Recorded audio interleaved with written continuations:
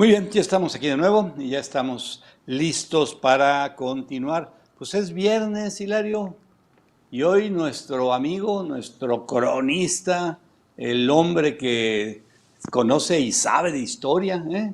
¿Qué tema vamos a tocar? Obviamente la revolución en Sonora, o Me Sonora en la imaginaba, me revolución. imagina. O Sonora en la Revolución. Y para ello, bueno, pues el doctor Joaquín Robles Linares, nuestro amigo, nuestro historiador, pues nos va a platicar qué participación tuvo el Estado Sonora o los políticos o los mexicanos o los sonorenses Los militares, en, primero fue etapa militar. en la Revolución. Joaquín, buenas noches.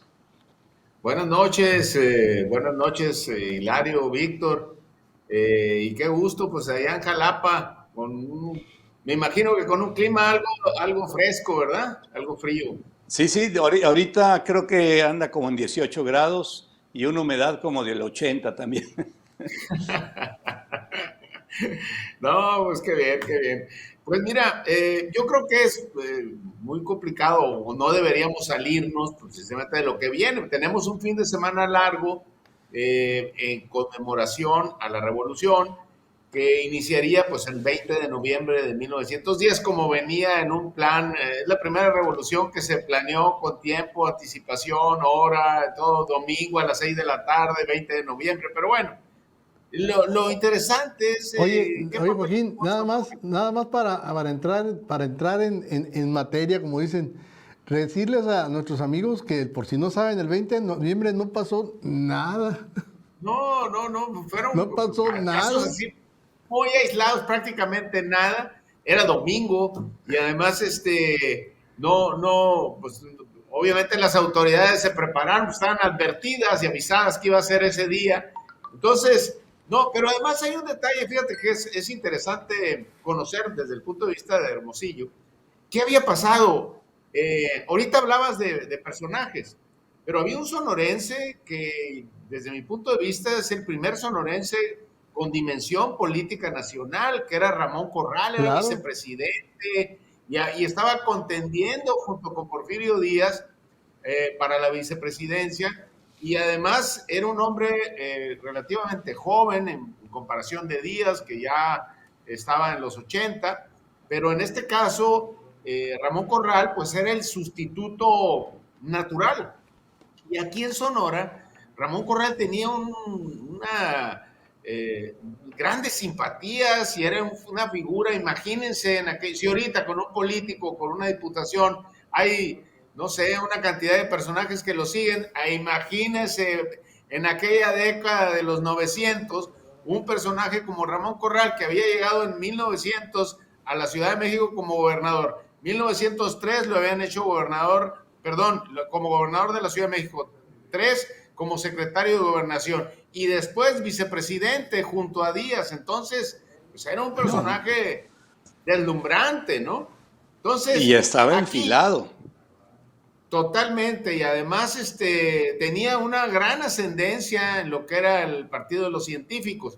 Y nadie se imaginaba que ese septiembre de 1910 en Hermosillo, donde se inaugura la Leona Vicario, se hacen grandes obras, era la conmemoración, a la par de la conmemoración porfiriana en la Ciudad de México con la inauguración de la columna de la Independencia en Hermosillo, se hace por primera vez así a manera de toda la ciudad, se ilumina el palacio, se iluminan las calles, imagínense lo que era.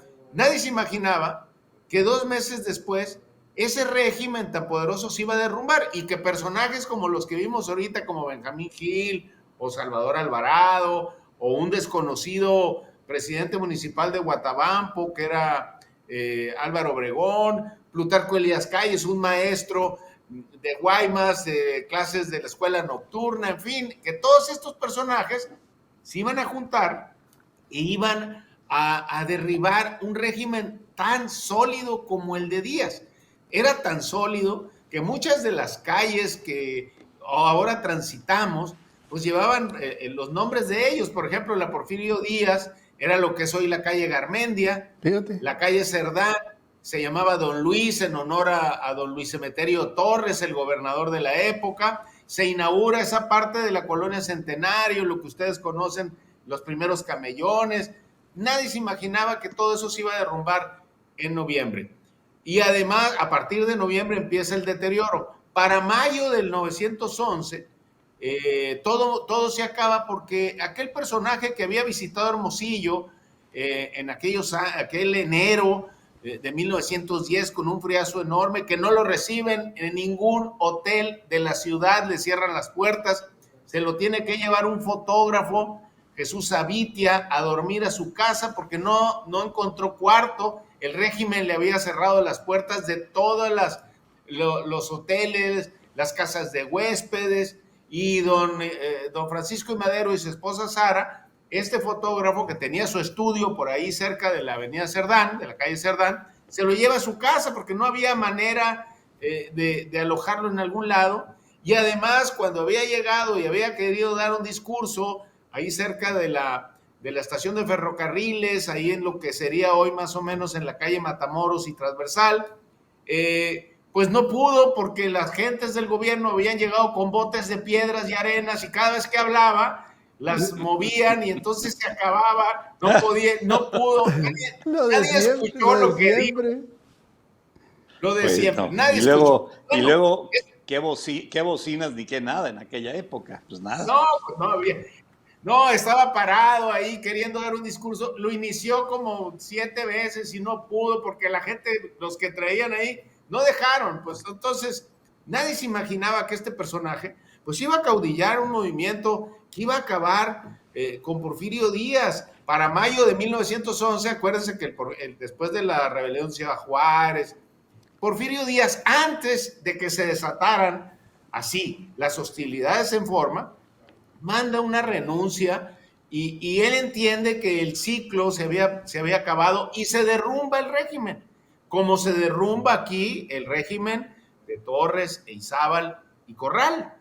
Corral se va como lo hacen todos la gente del régimen, a Europa, otros se van a Estados Unidos, y Corral incluso muere allá en 1912. Porfirio Díaz morirá hasta el 15. Y es cuando aquí en Sonora empiezan a darse los cambios y además empiezan a... Joaquín, Corral también se va a París.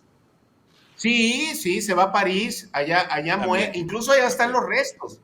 Los restos de Ramón Corral están en París.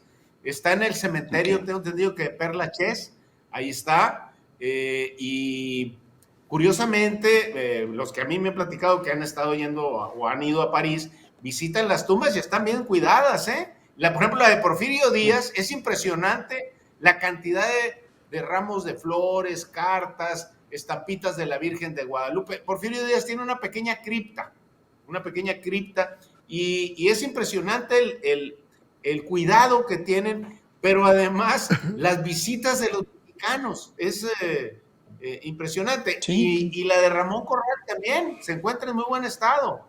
Allá está. De hecho, ha habido polémica, no sé si recuerden, para repatriar los restos de Díaz y también, pues, obviamente los de Corral, pero pues las familias yo creo que no lo han permitido a fin de cuentas, ¿no?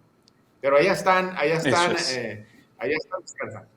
Y entonces, ya para 1911, estos grupos que vemos empiezan a emerger y básicamente el primer sonorense que tiene una formación revolucionaria y aglutina todos estos movimientos, que había sido un maderista entusiasta y además un gran empresario, un hombre muy acaudalado, era José María Maytorena.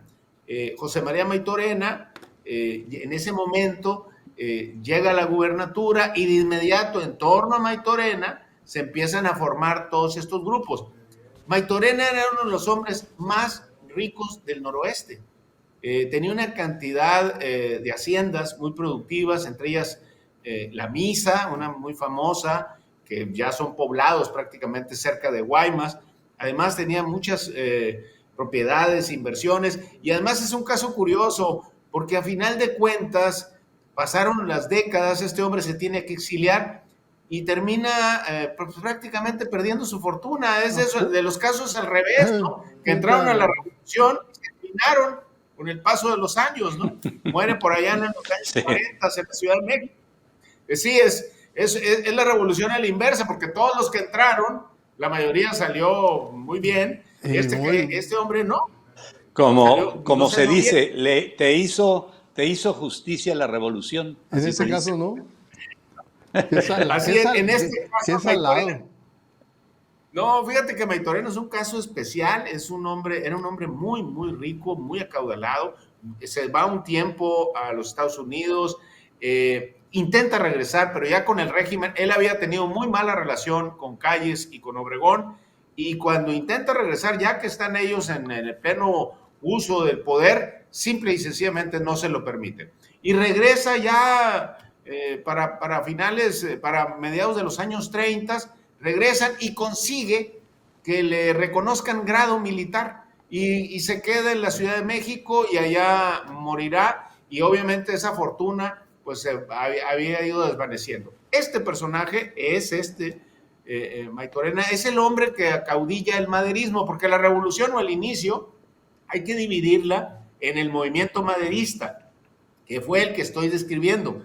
Después vendrá ya la revolución, pues lo que es la lucha contra Victoriano Huerta, que es a partir del asesinato de Madero en febrero de 1913, con el golpe militar de Victoriano Huerta, y es donde aquí se desatan completamente las fuerzas, se rompe el pacto federal, primero Coahuila, inmediatamente después para marzo Sonora, desconoce al gobierno federal, y además hay que advertir que en esa época Sonora ya tenía un ejército pagado con recursos del Estado de cerca de 20,000 hombres. No era poca cosa.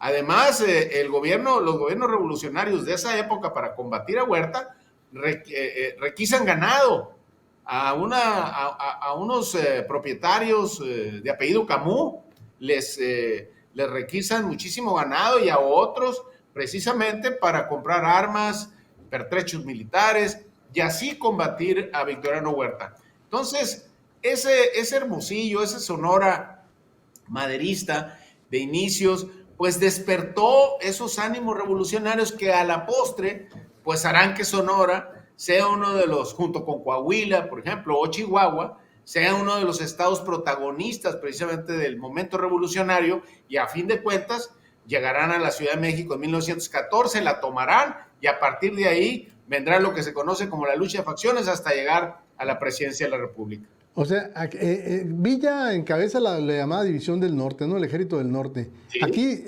por el lado de Sonora, ¿cómo se llamaba el ejército? El Ejército de Operaciones del Noroeste. Del Noroeste. Que era el que encabezaba Obregón.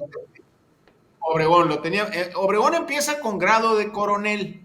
Precisamente le dan el grado. Y el primer combate que tiene Obregón, la experiencia ya como militar, lo tiene contra los orozquistas en 1912, precisamente, todavía en vida de Madero.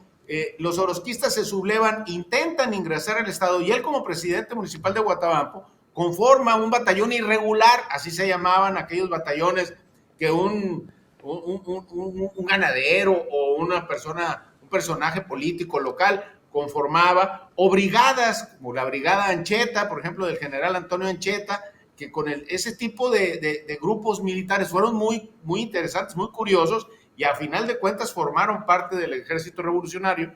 Obregón va y combate a Orozco y se encuentra con un militar de carrera, Agustín Sanginés, egresado del colegio militar y todo.